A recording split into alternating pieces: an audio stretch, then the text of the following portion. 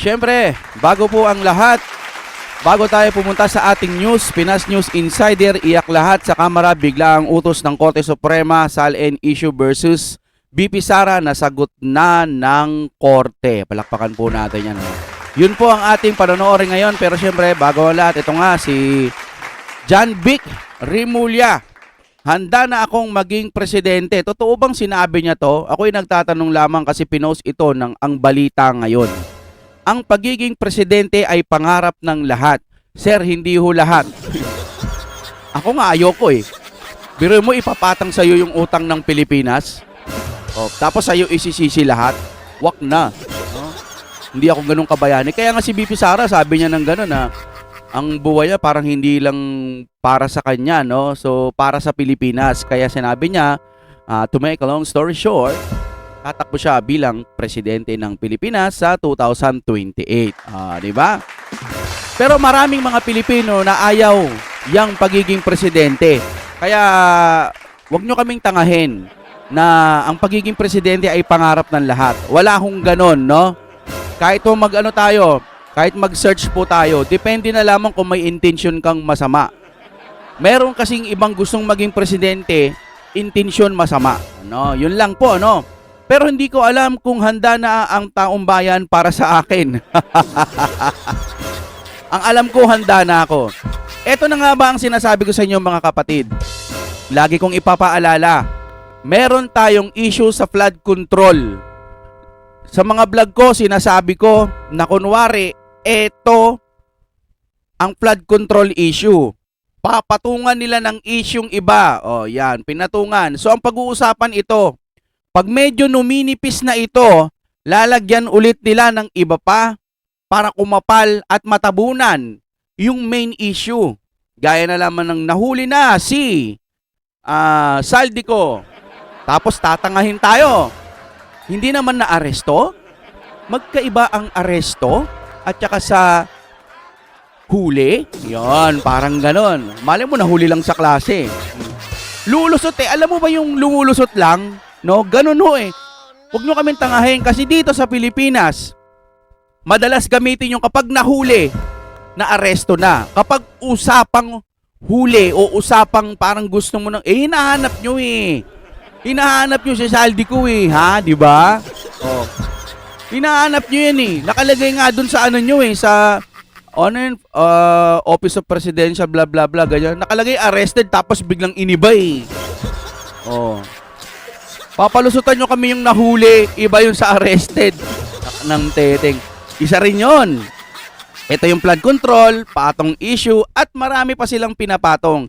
Tas ngayon na naman, para sa akin lang naman, pamamatong na naman to ng bagong issue para ito na naman po ang pag-usapan. 'Di ba? Anong nasa isip mo, ba't gusto mong tumakbo? Huyo. Maraming ang galit sa iyo eh.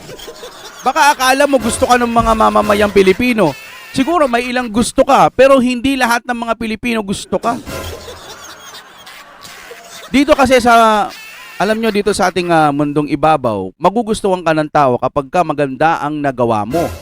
Bilang sa pamamalakad mo, Pero yung pamamalakad mo, hindi maganda at marami kang mga pinagsasabing kung ano-ano. Minsan, para ka pa nagpapatawa nung panahon nung rally-rally. Ay, magugustuhan ka ba ng tao? Para kasing hindi mo siniseryoso yung buhay. Mamaya niyan, pag nagkaroon ng baha, nagkaroon ng bagyo, sabihin mo, wait lang, parating na kami. Surprise, nandito na kami. Sample lang yun ha. Baka magsalita ka ng kung ano-ano. Naalala niyo po ba ito nung rally at nung iba pa, no? Kapag may tayo, may bagyo tayo, no? Para siyang nagloloko-loko doon po sa pagpo-post niya. Ewan ko kung siya yun. Ewan ko yan. Pero, sir, pagka tumakbo ka, hindi kita iboboto. Sorry, walang sama ng loob. Siguro kung tumakbo ka ng ibang posisyon, hindi pa rin kita iboboto. Wala pa ako nakikitang nagawa mo eh. Wala kang napatunayan. Wala pa.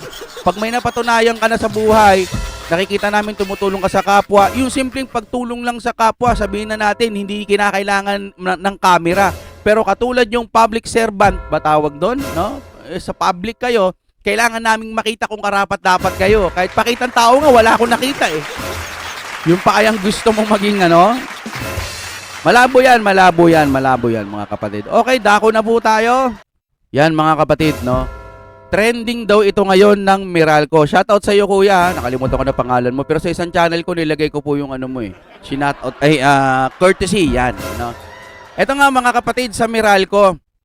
Ipapaliwanag muna ni kuya kung ano yung mga inilagay nilang nababayaran ng mga taga Meralco ay yung mga kumukonsumo ng kuryente na ang may hawak ay Meralco. Yan, nahirapan ako mag-Tagalog ah. Okay, i-play na ho natin. Ito, kanina nadaanan ko yung palabas ni Ted Pailon sa Facebook. Tinanong niya yung Meralco kung para saan yung Fit-All saka J-All na binabayaran ng taong bayan. Kasi bigla ko nga hinanap yung mga luma kong bill. Walang Fit-All saka J-All dati eh.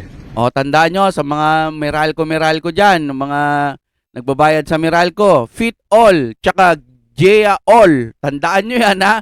Tignan nyo sa inyong mga resibo ng Meralco, yung mga bill. So, tinanong ni Ted Pailon yung taga Meralco kung para saan ba yan. Ang sagot ng Meralco, programa yan ng gobyerno. So, programa ng gobyerno, tayo ang nagsya-shoulder. Ano nga ba yung programa na yon? Programa ng gobyerno. Ibig sabihin, walang budget ang gobyerno para magawa nila yung gusto nilang programa para dyan sa Meralco. Ang ano niyan ang makikinabang po niya mamamayang Pilipino eh. Wala bang budget ang gobyerno para po tugunan yan? Bakit ipinapasa sa mga kumukonsumo ng kuryente? O, ito ha. Yung mga sinisingil na yan sa tao, na iipon ng gobyerno, ipinampapatayo daw ng renewable energy. Grabe, ang laki halimbawa sa isang lugar, Quezon City, ano? Sabihin na natin 500 times 60. Doon lang muna tayo sa 60, ano? Oh, meron 30,000 na agad, anak ng tete. Paldo agad si ano? Paldo agad si sa Meralco, ano? Ilang ba ang ano ba sa Tagalog? Oh, saragis na, nahirapan na ako mag-Tagalog. Ano? Ilan ba ang mga may bahay na Meralco ang ginagamit? Ano ba sa Tagalog nun? Saglit lang natin, tingnan ho natin. Tatanungin natin yung mga magagaling. O, eto na, tinanong ko na. Si Google AI kasi mas matalino, no? Na-discover ko lang nitong mga nakaraan. Si ChatGPT, medyo okay lang. Pero si Grok, sobrang talino kasi hindi na magamit ngayon. Si Google AI, halos kaparehas ni Grok. Magaling din talaga. Ito na, sabi ko, sa buong hawak ng Meralco, ilang bahay or kahit ano ang hawak nila. Kumbaga, yung mga gumagamit, kumukonsumo ng kuryente gamit ang Meralco. O, sino-sino ba? Sabi niya, higit sa 8.2 milyong mga customer noon simula 2026 na itala ang mahigit 8.2 milyong customer accounts na binubuo ng mga bahay, opisina at pabrika noong katapusang 2000. So napakadami ano? Ngayon i-compute natin yung ano na yan, yung 60 pesos na yan. Ito na, doon sa 60 pesos ano? Okay, ito na sa 60 pesos, wag ko kayong mabibigla. Sabi dito, kung gagamitin ang bilang ng 8.2 milyong customer at bawat isa ay sisingilin ng 60 pesos, ang kabuuang makukolekta ng Meralco. Sa isang buwan lang ito na bayarin 492,000 milyon. 492 milyon 472 milyong piso. Grabe, malaking halaga ito para sa isang buwan ng singil kung lahat ng customer ay kasama sa nasabing dagdag bayad. Karaniwan ang mga ganitong adjustment ay ipinapaliwanag ng Meralco sa likod ng iyong bill o sa kanilang mga opisyal na anunsyo sa Meralco News Advice. Pero yung paliwanag na yan, hindi kayo masasatisfy. Bakit kanyo? Ituloy ho natin, ano? So wala pa yung renewable energy na planta. Binabayaran na ng taong bayan yung Fit-All saka J-All na ang makikinabang naman, gobyerno. Diba? Magbabayad ka ng Fit-All J-All para sa itinatayong pasilidad ng gobyerno. Ayun na. Para sa renewable energy. So, diyan dapat meron pang 11 pesos tsaka 39.60. Ha? Ang tinatayo ng gobyerno na ganyan, dapat sila ang namumuhunan, sila ang nagpo-provide. Bakit Correct, hindi nila correct. kinukuha sa tao? Kasi wala ng pera. Aroy. Nasaan yung pera? Nasa maleta, pinamigay Ah. Di ba dapat sila po ang magbabudget niyan? So wala nang pera ang gobyerno. Nagkahati-hati na. nila sa tao. So dati walang pit all saka J all. Tignan niyo yung mga ano nyo. Meron pang universal charge, so 96 pesos. Putik yan. Etong bill, magugulat ka, sabi ng Meralco, dati ang ilaw pinalitan na ng LED na mga ilaw, ang mga Oo. appliances pinalitan na ng mga inverter, may double inverter pa. Pero, ang kuryente hindi pa baba. Pataas na lang ng pataas ang kuryente. Walang nangyayari na pagbaba. Kumbaga, kahit anong gamit, kahit anong tipid mo, tulad ng isang beses, 2 weeks kaming sarado dito sa shop. Pero, yung bill, imbis bumaba, tumaas pa din. 2 weeks.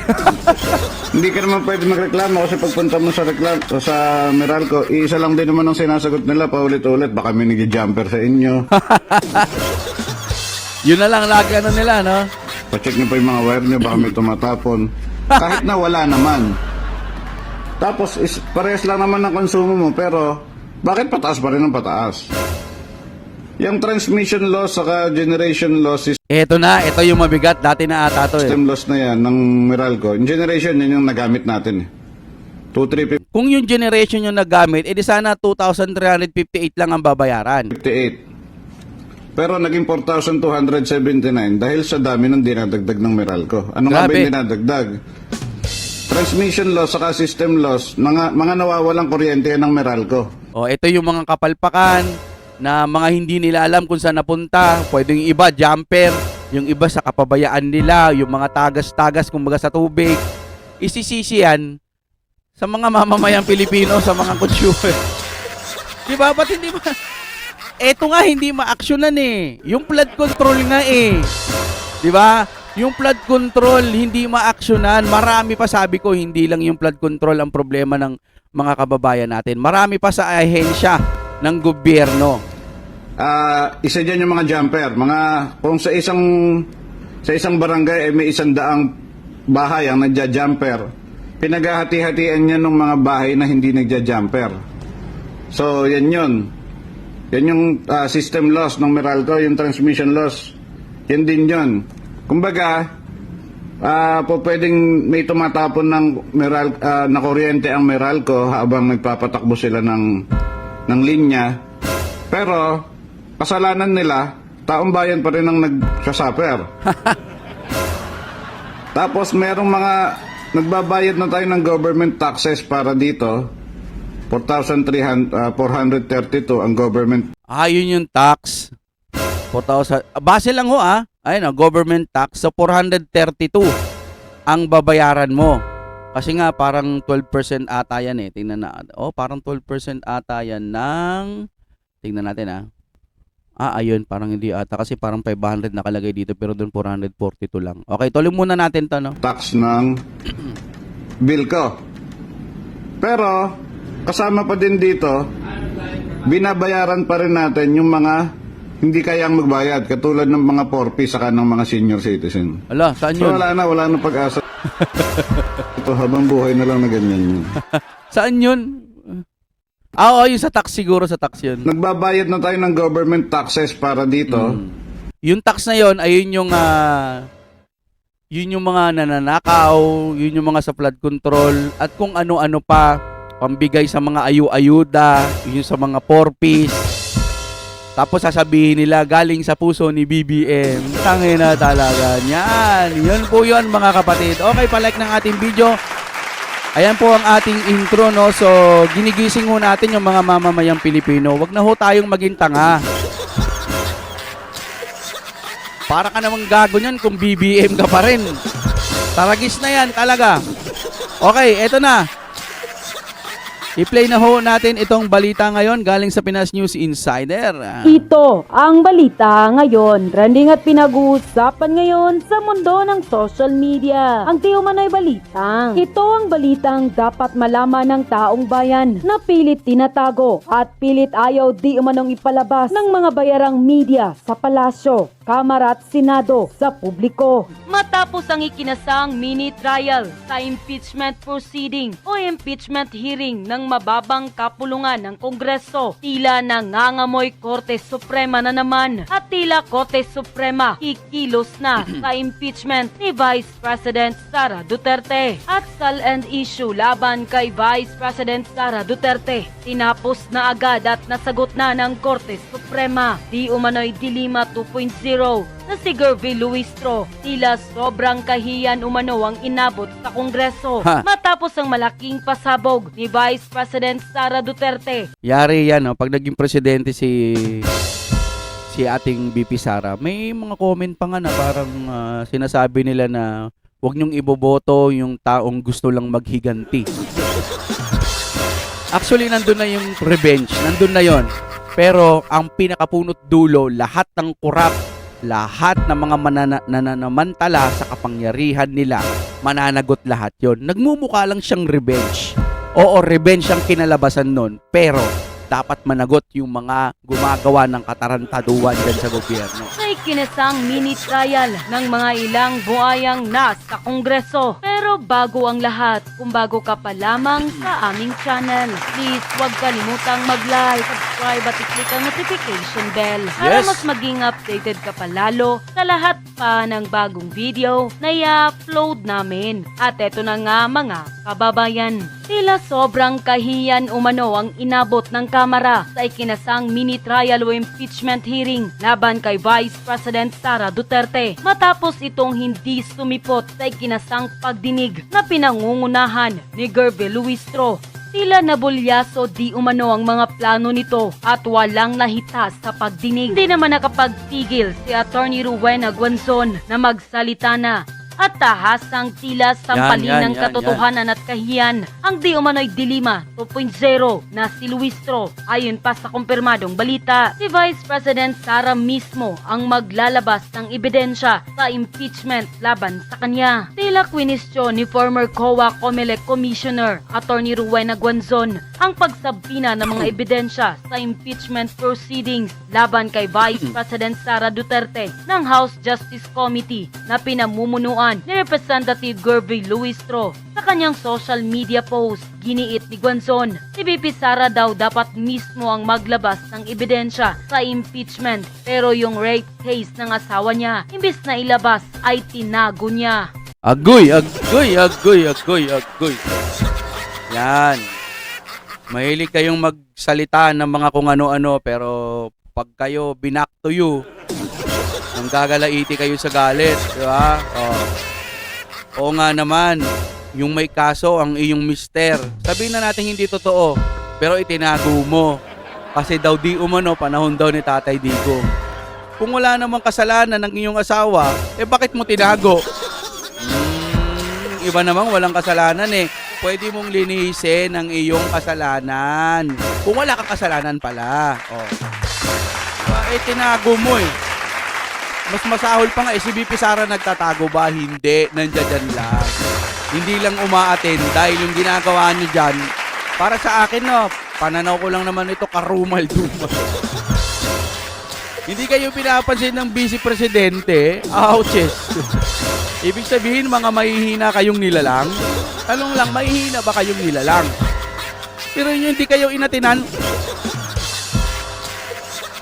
Hindi man lang nasindak sa inyo si BP Sara. Weird, unquote. Matapos ang tila kadramahan ng Kamara sa ikinasang impeachment hearing ng pangalawang Pangulo ng Bansa, ay hindi na nakapagpigil pa ang defense team ni Vice President Sara Duterte na Ayun. magsalita na sa publiko dahil paglabag sa konstitusyon kasi at fishing expedition at trial-like ang ginagawa ngayon ng Kongreso at tila nangangamoy Korte Suprema ito. Ayun. Maaring biglaang ipatigil lumano ito ng Korte Ha. Suprema ang mini trial ni Luistro at ng mga ilang buayang kongresista at ang sal and issue ni BP Sara sinagot na sa wakas at may desisyon na ang Korte Suprema. Narito't panuuri ng full video.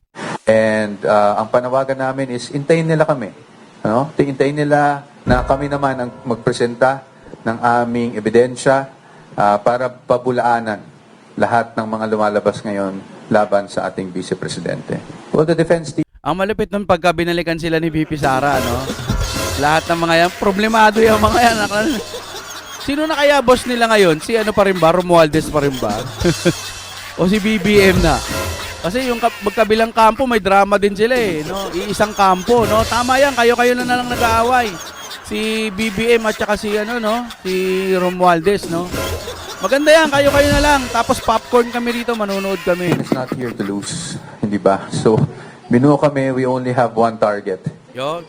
It's not just to win, but actually to show the general public and the people of the Philippines na walang katiwalian, na walang katotohanan sa mga ikangay katiwalian na binabato sa ating Vice Presidente. And when we talk about vindication, last year, di ba, tinatanong kami, do you feel vindicated with the Supreme Court decision? Kami mismo nag-admit na hindi kasi wala pa tayo sa merits. So maybe only that time will the Vice President feel vindicated, no?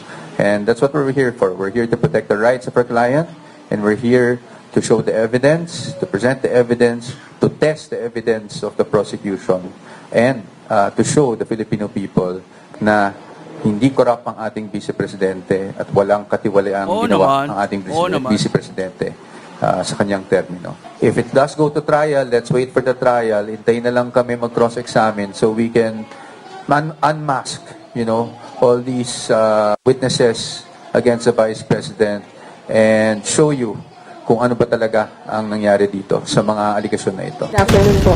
Kahapon po lumabas din sa hearing na di umano nakatanggap ng pera si VP Sara and her relatives from a certain Samuel Uy na allegedly ay isa pong drug lord.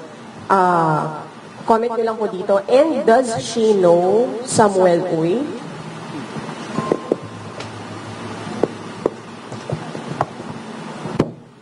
Yeah. Thank you, Victoria. As to her personally knowing Samuel Uy, hindi namin napag-usapan pa. But I think it's open, it's public information naman na kaibigan talaga ni PRRD, si Samuel Uy. Now, as to the allegation of him being a drug lord, I think that's, I don't have the facts. That's merely an allegation, no? So we shouldn't conclude anything out of that. Again, unless proven in the court of law, I don't even want to go there and say alleged drug lord. Saka kawawa rin naman kasi yung tao, no, na nadadama yung pangalan.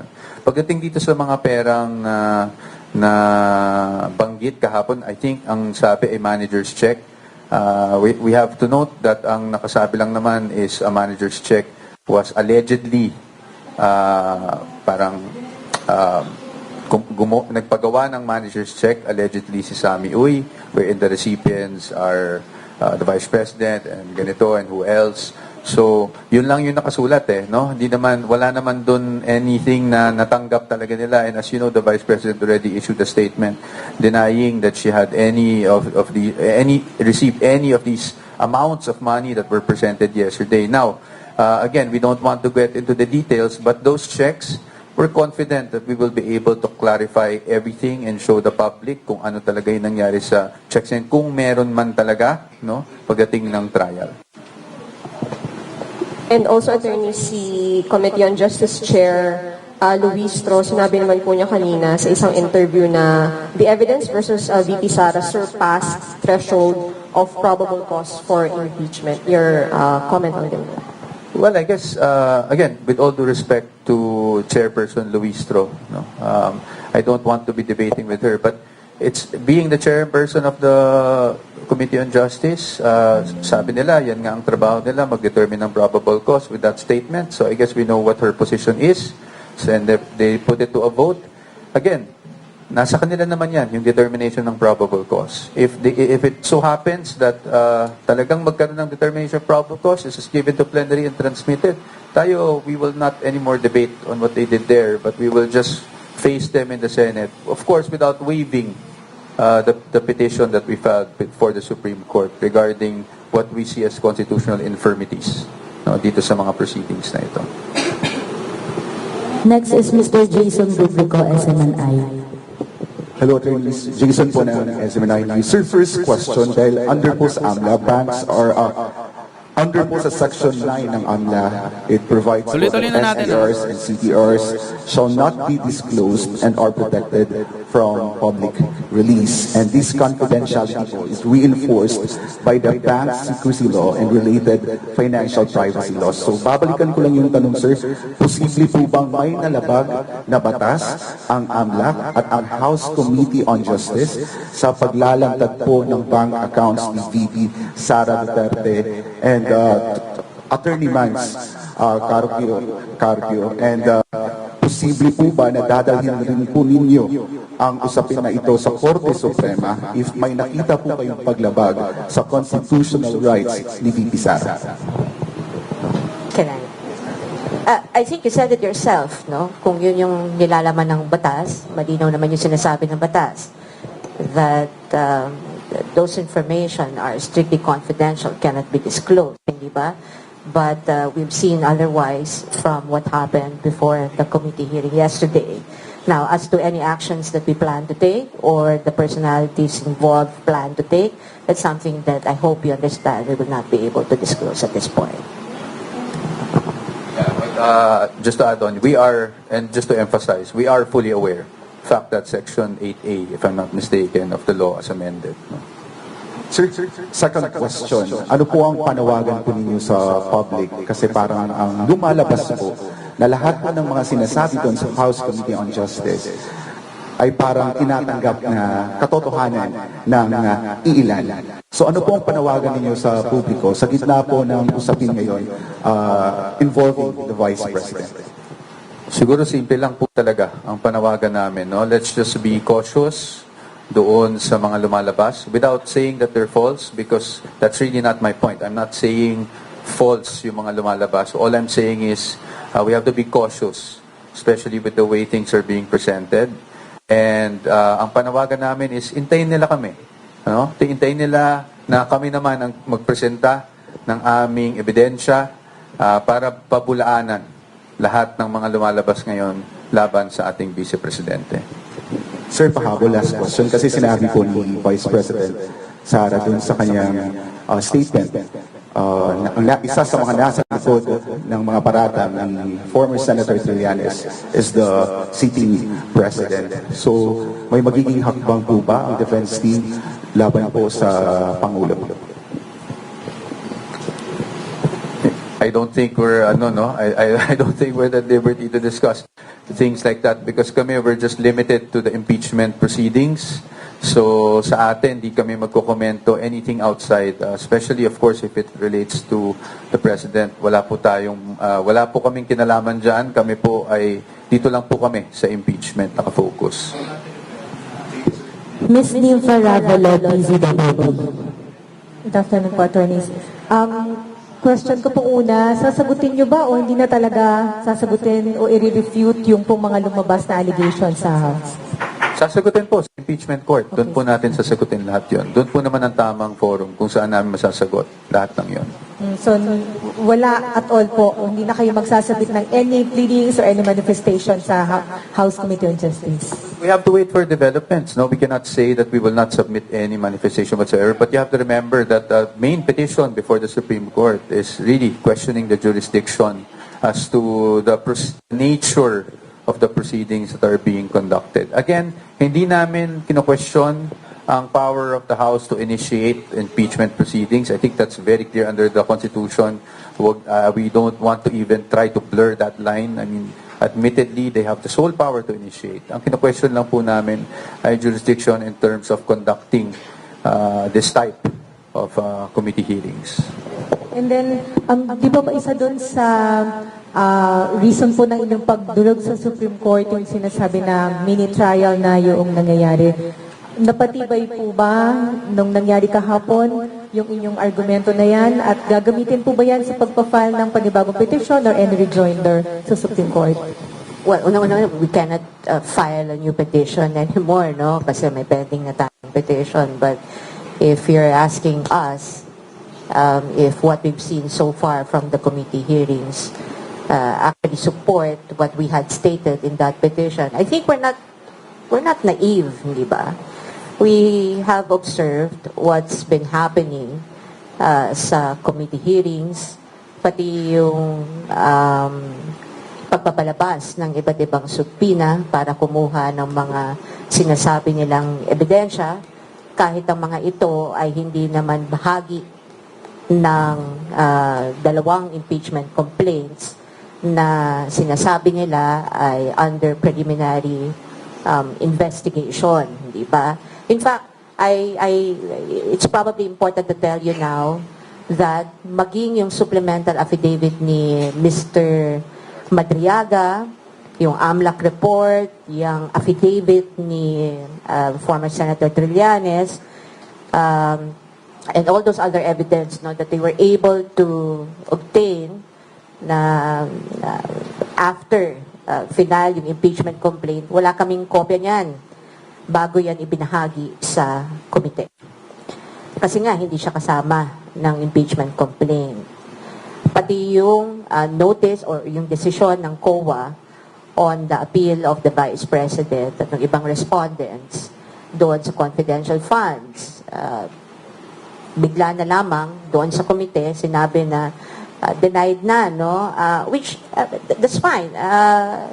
Kung sinabi nila sa unang hearing, April 14, am I right? April 14, na wala na deny na yung appeal ng Vice President. And I think you've seen no, some of the personalities na they were claiming, oh, final na ba yan? Final na ba yan? Of course, hindi final. I think alam naman yan ng komite na hindi yan final. Alam din yan ng COA na hindi pa yan final. In fact, I can recall na sinabi ni Attorney Camora na meron pang remedyo. There's still a legal step that can be done by the respondents in that appeal to elevate it no, to the Supreme Court or to question the decision of the COA. So, hindi pinal. Kung ipipilit na pinal na yung COA decision na yan o yan ay maaari nang maging batayan para doon sa sinasabi nilang pagbabalik, restitution, etc., etc., mali yan. Mali. I mean, I invite you all have access to the internet. You will find na hindi yan pinal. At kung sino man magsasabi na pinal yan, ay hindi nagsasabi ng tama. Mr. Lance Mexico, Newswatch Plus. Salamat po. Natanong na rin ako kanina, pero para lang po ma-clarify, pasensya na. Sa tingin niyo ba na may na-violate ang mga karapatan ng Vice President dun sa pag-release ng mga information ng AMLAC at ng documents ng BIR kahit na hindi nabuksan yung sa BIR documents, and what do you intend to do about it? Same answer po. We are aware of provisions of law that provide for the confidentiality of such documents. As to what we're going to do about it, as I said, we're not at liberty to disclose the legal steps that we will be taking regarding these matters. Mr. Lance Mexico, Newswatch. Good afternoon, sir. So, kanina po you've also explained kahit hindi masyadong detalyado na dun sa 6.7, it's probably aggregated, etc. Perhaps, sir, without going into detail lang din, what's the simple explanation dun po sa wala daw cash on bank and in hand si VP Sara from 2019 to 2024, and yung 3 years dun at least ay sakop nung kaniyang termino bilang Vice President? Opo. Thank you for that question, Sir Lance. No, I guess the simple explanation in consultation with, of course, the client, because is she disclosed. She disclosed. No, I can understand na the confusion kasi accurate naman sinasabi, walang line item ng cash in bank. Accurate naman yun. No? But what I'm saying is she disclosed because it was all lumped under yung others. No? Kasi sa personal items, kung makita nyo dun sa SALN, nakasulat dun vehicles, others, ganyan. So, yung cash in bank, kasama siya dun sa others. So, she disclosed, no? Yung walang sinasabi dun na wala siyang cash in bank. Nakalump lang siya sa others. Okay. Thank you, sir. But I just wanted to clarify kasi baka sabihin parang sinasabi naming mali o sinungaling yung mga House members yesterday. Hindi naman po. Kasi ang sinasabi naman nila is walang line item ng cash in bank. So now we're just clarifying upon consultation with our client na she disclosed all of those, actually. It was just lumped under others, or I think various, one of those things. Alright, thank you po for the explanation. Yung isa ko naman pong tanong, you've mentioned, sir, no, na, and si ma'am, sabi niyo hintayin na lang yung publiko na dun sa detailed answer kapag dumating tayo sa trial. But sir, siguro, just in the scenario na walang probable cause or there's no trial na mangyayari sa Senate, even though may mga nagsasabi na ng mambabatas na may probable cause to move the impeachment proceedings or move the impeachment case, can the public still expect a detailed answer on these allegations and these financial records kahit po walang trial? Wala pa kasi tayo doon, so napakahirap sumagot. But this is partly also why we're here, diba? Because we all realize this is both a political and legal exercise, diba? It's a sui generis matter. Kaya nga, kahit kami, sa totoo lang, ayaw namin nagpapa-interview. In fact, ako, try talaga ako although kailangan, nagtatry akong umiwas sa inyo. Alam niyo yon, kasi minsan nakikiusap ako sa inyo na hindi mo na magpapa-interview because kami, we're more focused on the legal. Ayaw namin nung public debate. No? But in any case, we do understand that along with the legal, this is also a political matter. And that's why as much as I can, and the defense team can, we try to, oblige certain interview requests para lang ma-explain sa public generally. Para lang hindi magkaroon kaagad ng misconception dun sa mga nangyari. But we're too far from that. Tingnan muna natin kung anong magiging desisyon ng ating House of Representatives ukol dyan. At kung magkaroon man ng, you never know. Sabi nga ng Senate, they will start, diba, the trial forthwith kaagad pag umabot sa kanila itong articles of impeachment. So pinaghahandaan talaga ng defense team yan sa ngayon. Lastly, Mr. Chad Gatchalian of Billionaire News Channel. Good afternoon po, attorneys. May one more hearing pa sa April 29. Ang topic daw na pag-uusapan is i-scrutinize yung alleged evidences, threats umano ni VP, kay PBBM, kay First Lady at former House Speaker Romualdez. Ano po yung expectations ninyo dun sa hindi nagaganapin? And so far, kahit wala pa yung presentation of evidences, ano ba yung overall stance ng defense team with that issue?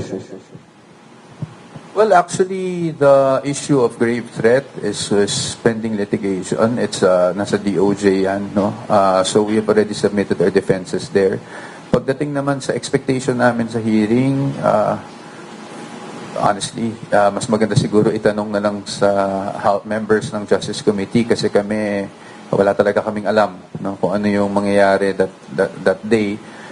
Kami lang, handa lang, meron na kaming posisyon on the grave threat issue.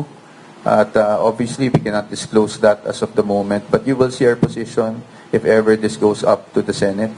I think malinaw naman na sa amin na kaya naming depensahan ng Vice Presidente ukol dyan sa nangyari yan. Siguro, if ever man napapa-akit itong sa Senate, gano'n confident yung defense team na mananalo kayo for VP Sara and bakit? Well, the defense team is not here to lose, hindi ba? So, binuo kami, we only have one target. It's not just to win, but actually to show the general public and the people of the Philippines na walang katiwalian, na walang katotohanan sa mga ikangay katiwalian na binabato sa ating Vice Presidente. And when we talk about vindication, last year, diba, tinatanong kami, do you feel vindicated with the Supreme Court decision? Kami mismo nag-admit na hindi kasi wala pa tayo sa merits. So maybe only that time will the Vice President feel vindicated, no? And that's what we're here for. We're here to protect the rights of our client, and we're here to show the evidence, to present the evidence, to test the evidence of the prosecution.